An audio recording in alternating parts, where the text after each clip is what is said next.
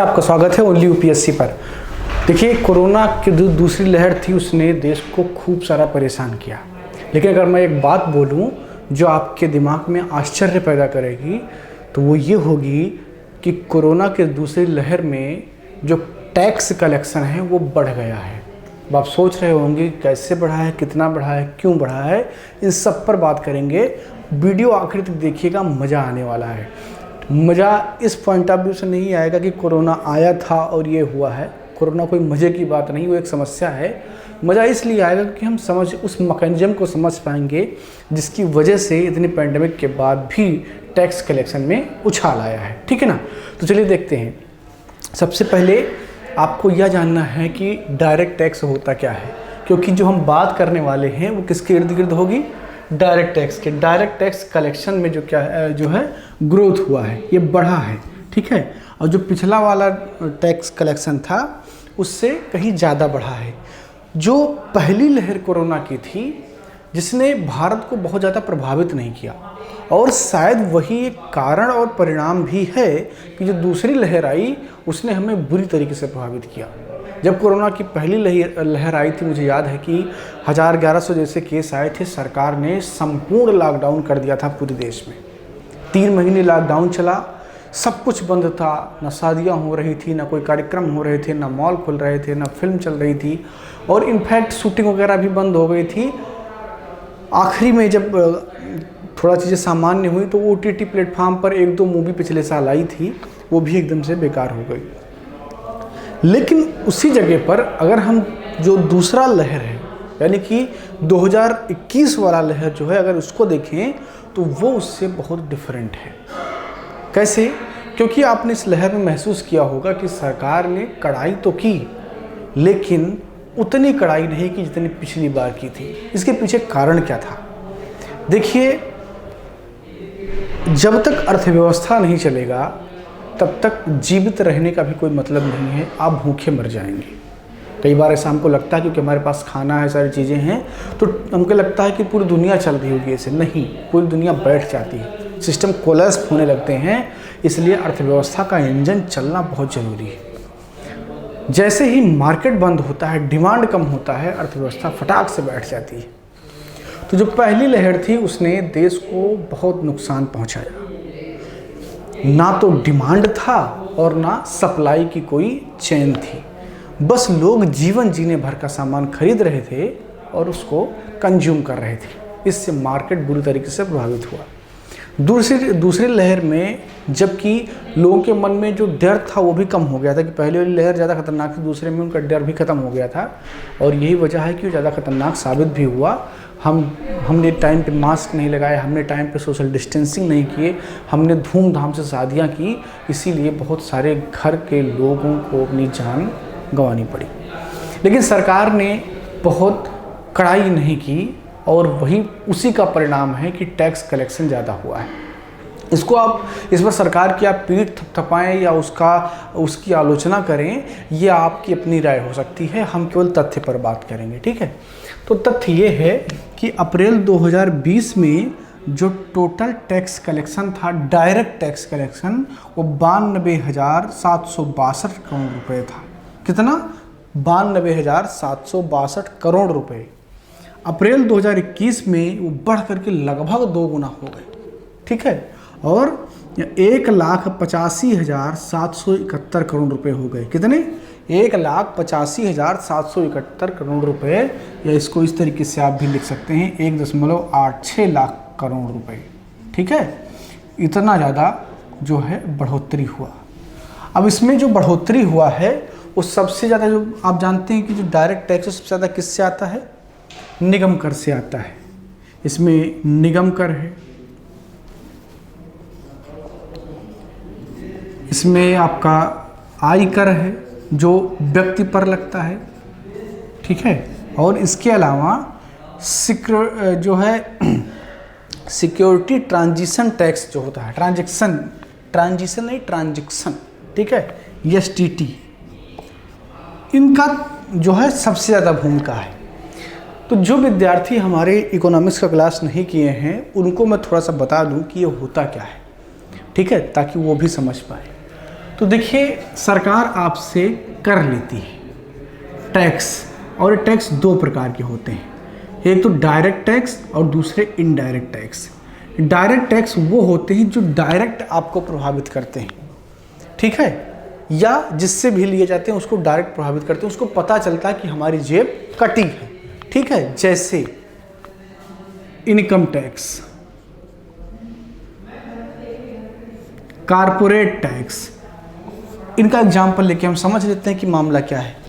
Income tax एक ऐसा tax है जो हर साल सरकार आपसे लेती है जो आपने साल भर में कमाया है। वहीं कारपोरेट टैक्स एक ऐसा टैक्स है जो एक कारपोरेट एंटिटी से लिया जाता है, एक कारपोरेट यूनिट से लिया जाता है साल भर के उसके रेवेन्यू के आधार पर। तो जब इनकम टैक्स आपसे लिया जाएगा और आपके अकाउंट से पैसा कटेगा और टूं टूं करके मैसेज आएगा कि इतना पैसा आपका कट गया, तो वो आपका जेब कटता है, ठीक है। तो डायरेक्ट आपको पता चलता कि हमारा पैसा गया है। उसी प्रकार मुकेश अंबानी के किसी फर्म का जब कारपोरेट टैक्स जाता है तो उनकी भी मैसेज आता होगा कि कट गया, काट लिया मोदी जी ने, ठीक है ना।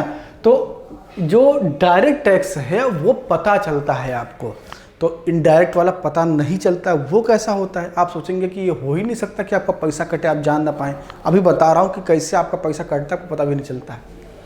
इनडायरेक्ट टैक्स वो टैक्स होते हैं जिनका आपको पता नहीं चलता है और आप पे कर रहे होते हैं। जैसे आप कपड़ा खरीदने गए, आप खाना खाने गए, फूडिंग करने, क्लॉथिंग करने, या कोई भी सामान खरीदने गए, तो उस पर क्या लिखा होता है, MRP।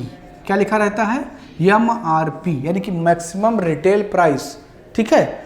अब मान लीजिए MRP 750 रुपये लिखा हुआ है, तो हमारे भारत में एक प्रथा है मोल भाव करने की।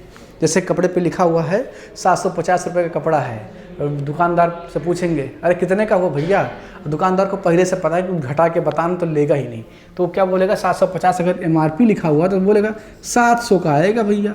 अब इसमें अपना वो हिसाब किताब जोड़ा हुआ है कि उसका प्रॉफिट कितना है, ठीक है। अब उसके बाद में हमारी भारतीयता जागती है और हम बोलते हैं अच्छा 700 में दीजिएगा। सेम चीज़ तो उस फलाने दुकान पर 300 में मिल रहा था, और दुकानदार वो क्या बात करते हैं भैया, इसका फैब्रिक आप देखिए, कपड़ा देखिए कितना अच्छा है।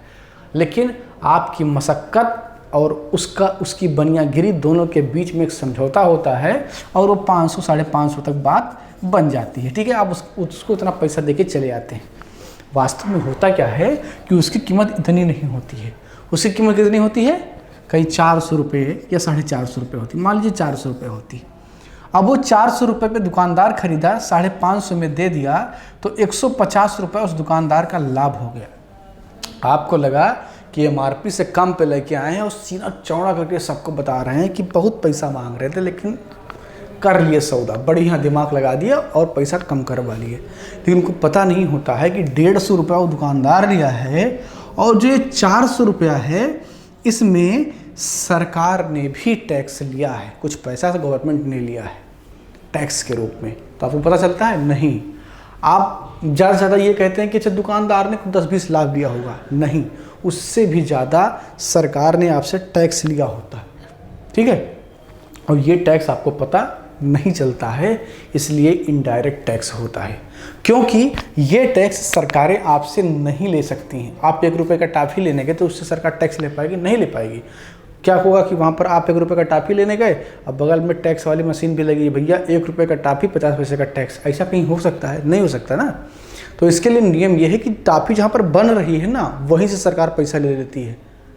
जो मैन्युफैक्चर्ड है, जो प्रोडक्शन करने वाला है, उससे कहता है कि ठीक है पैसा आप दे दीजिए, और जो पैसा आप हमको दे रहे हैं वो अपने टॉफ़ी में ऐड कर लीजिए।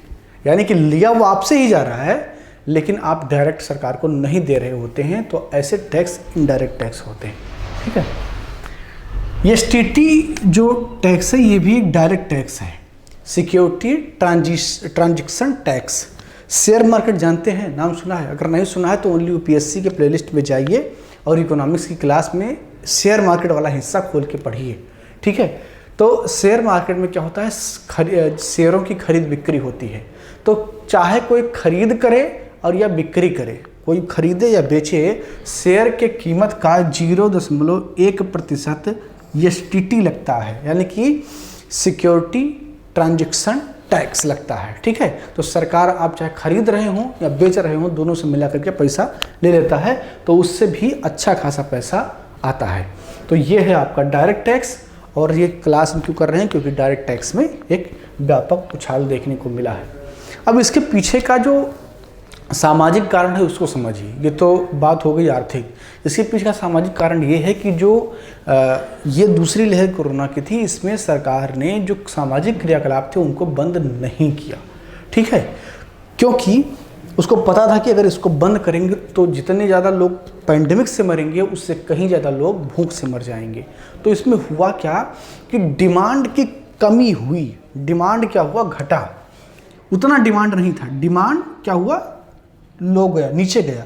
लेकिन जो सप्लाई थी उस चेन में कोई दिक्कत गवर्नमेंट ने नहीं होने दिया। जबकि जो कोरोना की पहली लहर थी उसमें डिमांड तो थे, जो बहुत आवश्यक चीज़ें हैं उनकी डिमांड थी, बहुत ज़्यादा डिमांड नहीं थी। कोई कूलर, फ्रिज या कार या मोटरसाइकिल नहीं खरीद रहा था, बस आदमी खाना खरीद रहा था, सब्जी खरीद रहा था और खाने पीने की चीज़ों को खरीद रहा था, दवाइयाँ खरीद रहा था, जो बहुत आवश्यक चीज़ें थी। उससे ज़्यादा इंसान कुछ खर्च नहीं करना चाहता था, जो पहली लहर थी, ठीक है। तो वहाँ पर क्या था कि डिमांड वहाँ भी थी लेकिन सप्लाई चेन नहीं था, सब कुछ बंद था। जो एक शहर से दूसरे शहर में जो ट्रक बड़े बड़े जाते हैं वो सब बंद थे, यानी कि जो मालगाड़ियाँ थी वो भी बंद थी, रेलवे बंद था, तो सप्लाई चेन बंद हो गया था। इस बार गवर्नमेंट ने क्या किया कि सप्लाई चेन को मेंटेन रखा, उसको नहीं बंद किया। तो डिमांड थी, भारत की पॉपुलेशन इतनी ज़्यादा है कि अगर आप सप्लाई चेन को ठीक ठाक चलाते रहें तो डिमांड की कमी कभी नहीं हो सकती है।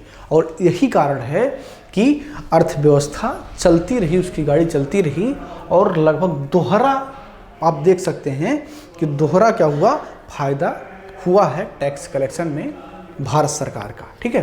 ये क्लास आपको कैसी लगी लिख करके ज़रूर बताइएगा, मतलब आपका इस पर क्या राय है। और अगर पसंद आए हो तो लाइक कीजिए, शेयर भी कर दिया कीजिए। और बाकी हमारा एक दूसरा चैनल है ओनली सरकारी एग्जाम, उसको भी लाइक कीजिए। वो चैनल जो है वो वेरियस एग्जाम के लिए है, यानी कि अलग अलग परीक्षाओं की तैयारी करने वालों के लिए है, ठीक है। तो उसको भी ज्वाइन कर लीजिए। बहुत बहुत धन्यवाद।